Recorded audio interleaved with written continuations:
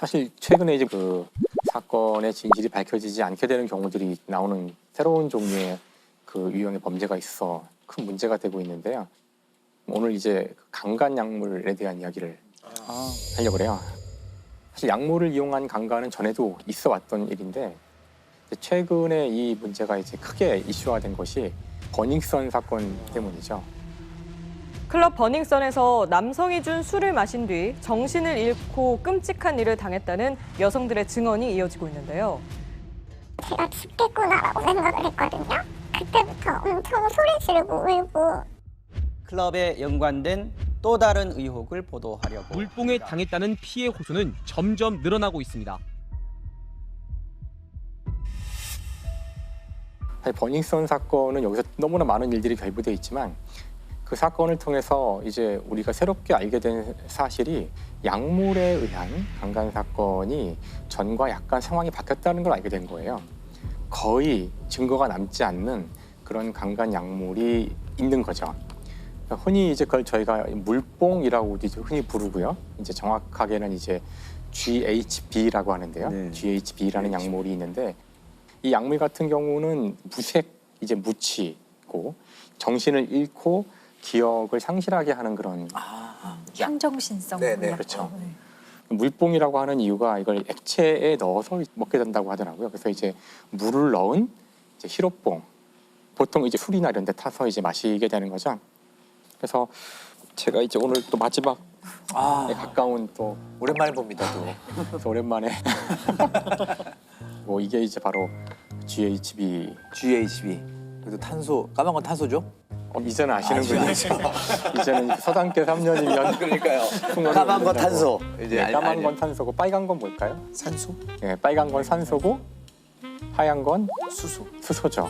그러니까 사실 우리 몸에 있는 가장 흔한 생명의 원자들로 되어 있는 것이고, 그러니까 무슨 뜻이냐면은 이거는 몸에 들어가면 분해가 금방 되고 분해가 되면은 사람 몸에 반드시 필요한 물질이 된다는 뜻이죠. 그러니까 몇 시간, 한 12시간 정도 이상 지나게 되면은 사라지기 때문에 몸에 자연스럽게 흡수가 되는 거죠. 흡수가 돼서 사라지는 거예요. 몸에 다른 그 익숙한 물질로 바뀌거나 그러는 거죠. 네, 네. 그래서 빠르게 검출을 하지 않으면 증거가 남지 않고 그런 되게 차원이 다른 종류의 약물이 하나 생겨난 거예요. 그래서 오늘 제가 얘기하려는 중요한 그 사건은 바로 이 GHB가 그 성범죄에 사용된다는 것이 널리 알려지게 된 계기가 바로 버닝썬 사건인데요. 그 클럽에서 남성 고객들을 유인하기 위해서 그 GHB 그것을 판매하거나 심지어 사용하는 것을 이제 묵인한다는 그런 의혹이 제기됐기 때문인데요. 여기서 태국 남성이 한 사람 등장을 해요. 태국 남성이 버닝썬의 VIP 룸에서 만났던 한국 여성과 뭐 술을 마시고 그러다가 여성은 정신을 잃었어요. 나중에 봤는데 이게 뭔가 이제 안 좋은 거죠. 분명히 성폭행을 당한 것 같고, 그래서 이제 가서 신고를 하고 했지만 이제 이미 제가 이야기한 것처럼 증거는 나오지 않았어요. 네. 그 CCTV를 보면은 그 피해자가 별다른 저항 없이 그냥 호텔로 들어가는 장면이 잡혀 있어요. 그게 왜냐면은 그 GHB를 먹고 그 기억이 나지 않는 상태에서도 몸은 그냥 움직일 수 있다고 그러더라고요. 의식이 없는 상태에서도. 근데 이것이 이제 어떤 문제를 일으키냐면은 나중에 이렇게 CCTV 같은 증거가 남았을 때 이게 자의에 의해서 같이 그 호텔에 가거나 한 것이다라는 식으로 이제 악용이 될 수 있는 이제 그런 상황이 실제로 많이 만들어지거든요. 그래서 상당히 안 좋은 그런 효과라고 할 수 있죠. 그래서 증거가 나오지 않으니까 뭐 이 사람을 뭐 붙들어둘 수는 없는 거고, 이 사람은 이제 한국 사람이 아니고 태국 사람이니까 태국으로 출국을 해버려요. 근데 결국 그때 수사가 좀 뭔가 부진했다는 이제 나중에 결론이 나와서 지금은 다시 또 이제 수배를 했다고 하더라고요. 근데 뭐 돌아오지 않으면 잡기는 어려우니까 지금 증거가 있는 것도 아니고 이제 그런 상황이라고 하는데, 어쨌든 이 이야기가 나오자 사람들이 사실 나도 그런 일이 있었어, 나도 그런 일이 있었어 하면서 이제 그 우리나라에서 많은 사람들이 물뽕, 그다음에 이 GHB라는 것의 문제에 대해서 모두가 깨닫게 된 거죠. 제 주량이 정말 크게 미치지 않는 술을 먹고 제가 필름이 끊겼다는 거. 혹시 약물 의심하냐고 물어봐서 약물 의심한다라고 얘기를 했고 약물이 안 나왔다고 하니까 내 탓으로 돌렸는데 버닝썬 클럽 폭행 보도 이후 SNS를 통해서도 강남 일대 클럽에서 물뽕에 당한 걸로 보인다는 피해 여성들의 증언이 확산되고 있습니다. 중간간 사건 같은 경우는 사실 대부분 피해자들이 난 이런 경험이 한 번도 없었는데요 하고 다 약물 의심을 하고 다 피검사를 다 의뢰를 많이 하죠. 그런데 정말 막상 검출되는 그 약물은 없기 때문에 오히려 이 피해자를 되게 이상하게 많이들 봐요. 술 먹어서 그럴 수도 있지. 왜 술 먹다가 보면은 이전에 자기의 어떤 행동과 다르게 할 수도 있잖아요. 근데 단순히 술을 많이 해서 만취해서의 상황과 조금은 다른 것 같다는 생각을 저도 많이 했거든요. 저 참 되게 좀 답답하기도 하고. 예. 그래서 GHB 같은 경우는 2020년, 21년 사이에 그 적발된 양 무려 60배가 넘을 만큼 지금 엄청나게 이게 범죄에 이용되고 있을지도 모르는 상황이라는 거예요. 근데 이거 말고도 사실 그 문제가 될 수 있는 것이 요 끝에 달려 있는 요거를 떼고 네. 이쪽에 수소를 떼서 요거 이제 GBL이라고 불러요. GBL. GBL이라는 물질이고 아까 GHB와의 차이점은 이게 물이거든요. H2O. H2O. 물 하나가 떨어져 나온 거예요. 근데 이제 요 물질은 사람 몸에 집어넣으면은 위장이나 입에서 적절한 효소의 작용을 통해서 이 물이 결합할 수 있어요.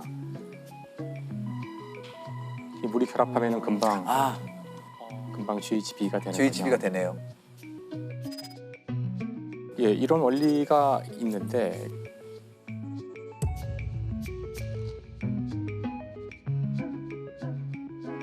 참 안타까운 일이지만 이걸 이용해서 범죄를 저지른 약사가 있어요. 뭐 약사니까 이제 요걸 이제 아는군요. 알고 있었던 것이죠. 그래서 30대 중반의 약사였던 A 씨가 뭐 약사나 이런 의사 이제 이런 사람들로 주로 상대하는 그런 데이팅 웹 같은 게 있다 그러는데, 근데 거기서 이 약사 A가 어떤 여성 B를 만나서 이제 요 약물을 이용한 강간 사건을 벌이는 거죠. 이른바 물뽕으로 불리는 마약류 GBL을 이용해 여성들을 성폭행하려 한 약사가 기소됐습니다. A씨는 소개팅 애플리케이션 등을 통해 만난 여성 6명을 상대로 물뽕의 원료인 GBL을 술에 타 먹인 뒤 성폭행하는 등의 수법으로 성범죄를 저지른 혐의를 받고 있습니다. 이 경우는 아마 약의 양을 잘 맞추지 못한 건지 여성이 뭔가 이제 이상한데 다행히 정신을 거기서 차렸고요. 정신을 잃거나 그런 건 아니어서 부랴부랴 병원에 가서 진단을 받았는데요. 그때 이제 바로 갔기 때문에 GHB를 검출할 수가 있었고, 사실 이것이 현재 알려진 단 한 건의 물뽕을 이용해서 그 강간 시도를 했던 그 사건이에요. 유일하게. 그러니까 다른 것들은 다 의심은 되지만 한 번도 증거가 나온 적이 없어요. 그래서 검찰은 이제 수사를 한 끝에 약사 A 씨에게서 그 GBL을 1리터를 구매했다는 기록을 찾게 돼요. 1리터면은 이게 2,000명 정도를 피해를 일으킬 수 있는 그런 분량이라고 하더라고요. 그래서 이 케이스가 이제 GBL이 검출된 첫 번째 케이스였지만 당시에는 그 GBL이 마약으로 또는 약물로 지정이 되어 있지 않았기 때문에 이것만 가지고는 뭐 어떻게 할 수 있는 게 없었고요. 하지만 이제 졸피뎀을 가지고 있었거든요. 그래서 당시 졸피뎀은 향정신성 의약품이었기 때문에 이제 이것 때문에 문제가 돼서 기소되는 데 도움이 되죠. A 씨 같은 경우는 징역 4년을 이제 선고받았고요. 그리고 5년 동안 아동 및 청소년 관련 기관에 취업할 수 없도록 이제 선고가 내려졌거든요. 근데 이게 지금 문제가 아까 얘기한 그 GHB는 그래도 마약으로 이미 지정이 돼 있고요. 이건 이제 소지하거나 그래도 안 되거든요. 네. 근데 문제는 이 물질은 아직 정식으로 이렇게 범죄용 약품으로는 지정이 안 돼 있다고 하더라고요. 사건 일어났을 당시에는 요 GHB의 원료가 되는 GBL은 그냥 원료인 거예요. 원료이기 때문에 이거는 소지하고 관리하고 마약류 관리에 관한 법률에 따른 어떤 제재가 전혀 없었던 거예요. 이게 좀 문제가 많았기 때문에 그 마약류 관리에 관한 법률에 보면 아주 좀 유해하거나 뭔가 오남용이 우려될 때 그럴 때 임시 마약류 지정을 하는 그런 제도가 있어요. 식품의약안전처에서 그걸 지정을 하는 건데 이제 2022년 1월이 되어서야 GBL이 그 임시 마약으로 지정이 돼요. 1년 이상의 유기징역이거든요. 그러니까 뭐 최대 30년까지 처벌받을 수 있는 거죠. 보통 뭐 약물로 인한 성범죄가 좀 더 가중 처벌이 있나요? 약물을 사용했기 때문에 더 가중 처벌한다는 규정은 우리나라에는 없어요. 예. 우리는 그래도 이제 마약에 대해서 좀 철저하게 관리를 해왔던 나라이기 때문에 이런 식의 얘기가 조금 뒤늦게 지금 나오기 시작을 한 거고 최근에 사실 되게 많이 퍼져 있다고 저도 느껴지거든요. 뭐 약물을 사용해서 결국에 의식을 잃게 만드는 게 목적이잖아요. 그렇죠. 그리고 뭔가 성범죄를 아주 용이한 상황을 만드는 거기 때문에 이것 자체가 폭행으로 보거든요. 네. 강간 상해죄나 강간 치상죄가 성립하는 경우가 있죠. 저는 칼과 총하고 무슨 차이가 있는지 모르겠어요. 더 위험할 수도 있죠. 사실은. 그러니까요. 그냥 칼을 들고 있다고 해도 피할 수도 있을 거고 눈에 보일 수도 있지만 이런데 몰래 타는 약물은 사실 오히려 모를 수 있기 때문에 이런 약물을 이용한 범죄를 특정 강력범죄에 신설을 한다든지 형량을 좀 더 강화한다든지 그럴 필요성은 전 충분히 있는 것 같아요. 사실 이게 우리만의 문제가 아니라 지금 말씀하신 것처럼 이제 미국에서 2000년에 데이트 강간 약물 처벌법 통과가 됐는데요. 그게 나오게 된 그 배경도 그 바로 전해죠. 1999년에 15세 소녀가 그 약물을 주입받고 아마 범죄자는 성폭행 같은 걸 할 목적으로 약물을 투여했을 텐데 그 약물 때문에 죽어요. 사망을 해요. 근데 그때 투입했던 그 약물이 바로 이 GHB, 바로 이거였거든요. 그래서 이제 그때 법이 만들어지면서 아주 강하게 최대 20년, 그다음에 이 약물을 단순 소지하는 것만으로도 3년의 징역을 부과하는 그런 법들이 만들어지거든요.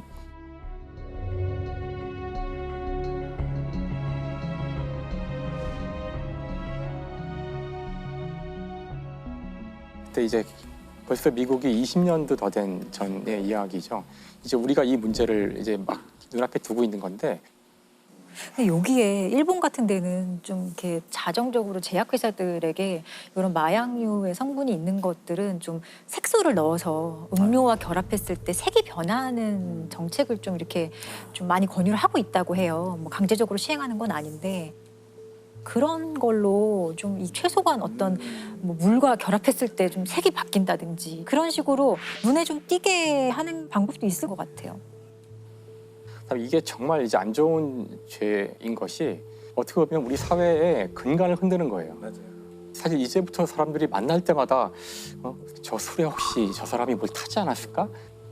이제 이래야 한다는 것이 사실 이 사회에는 정말 엄청난 그 해악을 끼치는 거라서 그 사회 전체의 신뢰를 다 깨뜨리는 거죠. 물뽕이라는 마약을 시중에 대량 유통시킨 일당이 적발됐습니다. 경찰이 대대적인 마약 사범 단속을 벌여 수백 명을 검거했지만 클럽 내 물뽕 적발은 지지부진한 상황입니다.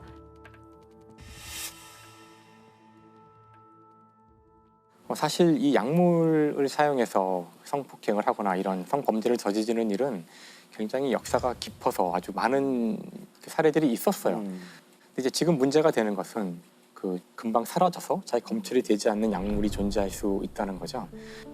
그래서 비록 지금 당장은 뭐 검출하는데 어려움이 있다고는 하지만 언제나 그래왔듯이 아마 과학기술이 다시 발전을 할 겁니다. 그래서 모든 범죄를 반드시 잡아낼 거기 때문에 아마 오늘 이 이야기를 들으면서 많은 분들이 되게 좀 불안해하실 것도 같은데 그러니까 그럴수록 더 빨리 우리가 이에 대해서 대응을 해야 되지 않을까 그런 생각을 해봅니다. 연예계를 넘어서 대한민국 전체를 뒤흔들었다고 할 만한 사건 하면은 이 사건을 빼놓을 수 없습니다. 바로 빅뱅의 멤버 승리가 연루됐던 버닝썬 게이트입니다. 이게 좀 정확히 어떤 얘기고 어떻게 시작됐었는지 좀 짚어보면 좋을 것 같아요. 이 사건의 발단이 벌써 5년 전이에요. 2018년 12월이었거든요. 한 온라인 커뮤니티에 올라온 글에서 비롯됐습니다. 그 2018년 11월 K씨가 강남에 있는 한 클럽에서 폭행을 당했다는 글이 올라왔는데 그 클럽의 이름이 바로 버닝썬이었거든요. 이 클럽에서 성추행 당했던 여성을 자신을 도와주려고 했으나 오히려 경호 요원들이 자신을 돕는 게 아니라 친구로 보이는 이들에게 집단 구타를 당했다는 주장이었습니다. 네, 여기까지만 보면 일반적인 폭행 사건이었었는데 이 승리 씨의 이름이 어떻게 처음 거론이 됐었던 거죠? 네, 그 글이 이슈가 되어서 한 언론 매체에서요, 이 클럽의 그 법인 등기부 등본을 확인을 해봤습니다. 그런데 이 사내이사 이름이 이승현, 그러니까 승리의 본명이 적혀 있었던 거예요. 무엇보다 이 승리 씨의 어머니가 감사로 등재가 되어 있었습니다. 그런데 이 K 씨의 폭행 사건이 일어난 지 불과 열흘밖에 되지 않은 시간에 승리 씨는 물론이고요. 승리 씨의 어머니의 이름까지 이 임원직에서 빠지게 됩니다. 근데 약간 공교롭게도 날짜가 너무 직후인 것 같은데요. 네. 그래서 이 K 씨 폭행 사건의 논점은 이제 승리 씨의 연루 여부 의혹으로 번지게 됩니다. 이게 이슈가 되자 이 승리 씨가 직접 본인의 SNS에 입장을 남기는데요. 이 내용은 이렇습니다. 폭행 당시 저는 현장에 있지 않았고 이후 손님과 직원 간의 쌍방 폭행이 있었던 걸 들었으며 원만히 해결되기를 바라는 마음이었습니다. 라고 이렇게 얘기를 했어요. 네. 근데 이게 K 씨 그 폭행 사건을 미리 알고 있었다는 것 자체가 그 사건이 서류 정리에 영향을 미쳤다라고 인정한 꼴이었던 것 같아요. 네. 근데 이때만 해도 어쨌든 클럽에서 폭행 사건이 일어난 거지 뭐 대중들이 승리 씨에 대해서 반감을 가지지는 않았던 것 같아요. 왜냐하면 기억했을 때 위대한 승치비 캐릭터가 있었어가지고 예능에서. 이미지가 상당히 좋았던 걸로 기억하거든요. 그 이미지가 무너지기 시작한 게 또 다른 폭로가 나왔기 때문 아니었습니까?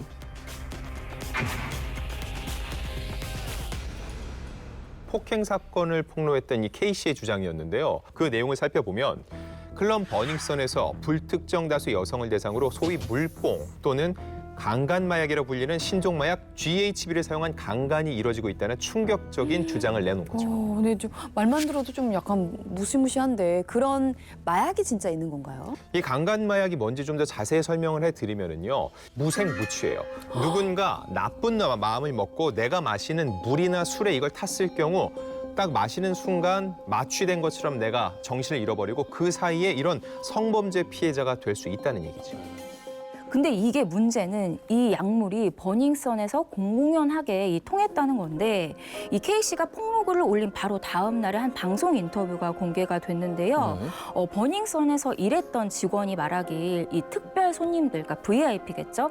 VIP들이 이 VIP 룸에서 마약을 투약을 했고 그걸 이용해서 성범죄까지 저질렀다라면서 구체적인 증언을 합니다. 와. 근데 이게 뭐 서울 한복판에서 영화에서나 볼 법한 일들이 일어났다는 게 사실 믿기지가 않아요. 본격적인 이 버닝썬 게이트는 이제부터 열리기 시작해요. 그러다가 한 언론 매체를 통해서 또 다른 의혹이 불거졌는데 승리 씨가 투자자들에게 성접대까지 하려고 했다는 의혹과 함께 구체적인 정황 증거가 제시된 건데요. 사건이 터지기 훨씬 전인 2015년입니다. 승리가 지인들과 나눈 메신저 대화 내용이 함께 공개됐는데 그 내용 일단 보고 이야기 나누시죠. 자, 이게 참 이게 실화라는 게 믿기질 않네요.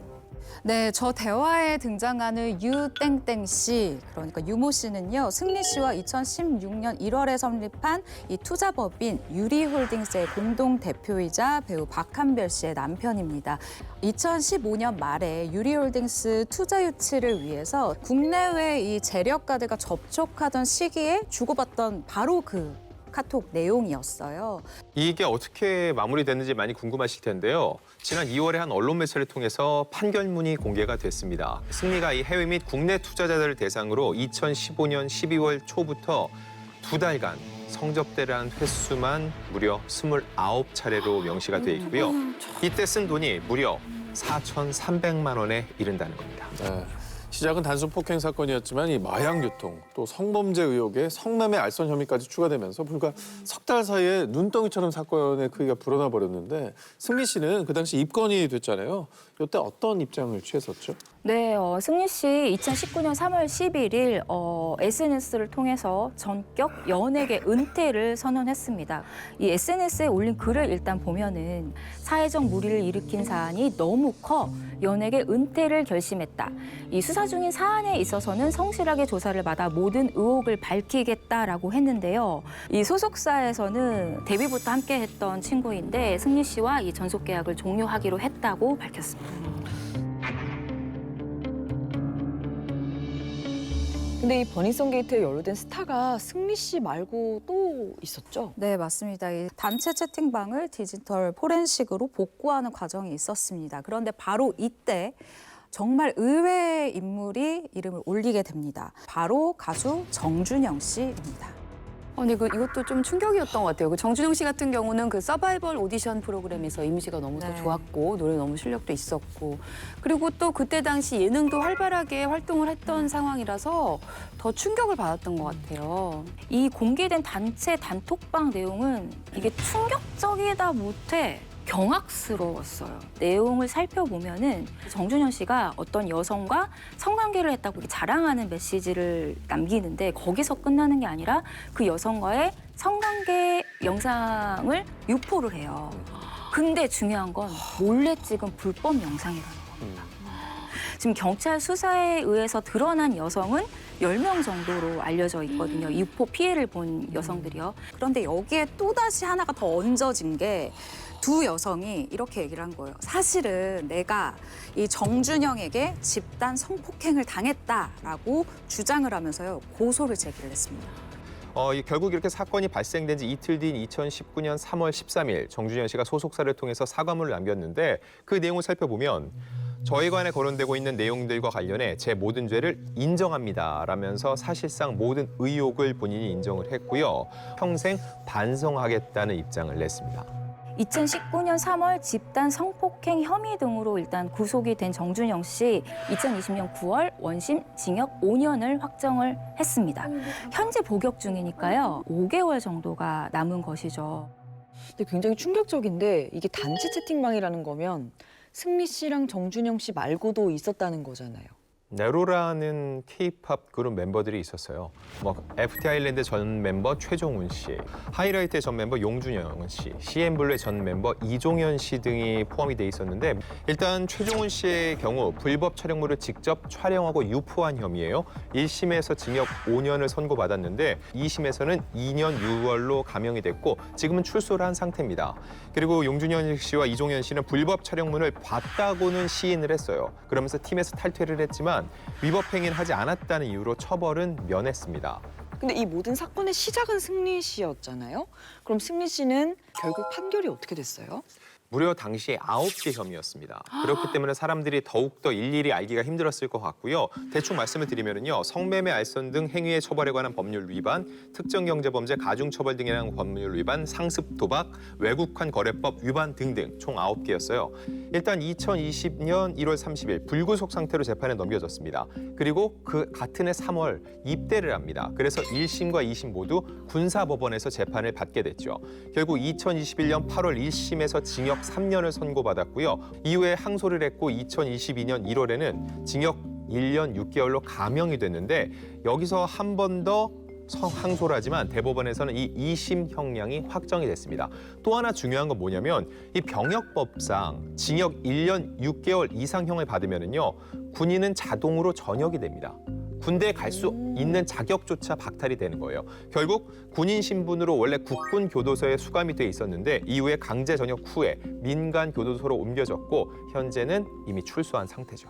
승리 씨가 지난 2월 11일에 만기 출소한 것으로 알려져 있는데 이후에 속속 포착이 되고 있습니다. 지인들과 술자리를 하고 있는 모습도 유포가 된 적이 있고요. 최근에는 모 클럽에서 승리로 좀 보여지는 인물이 있다라고 하면서 기사화가 된 적도 있습니다.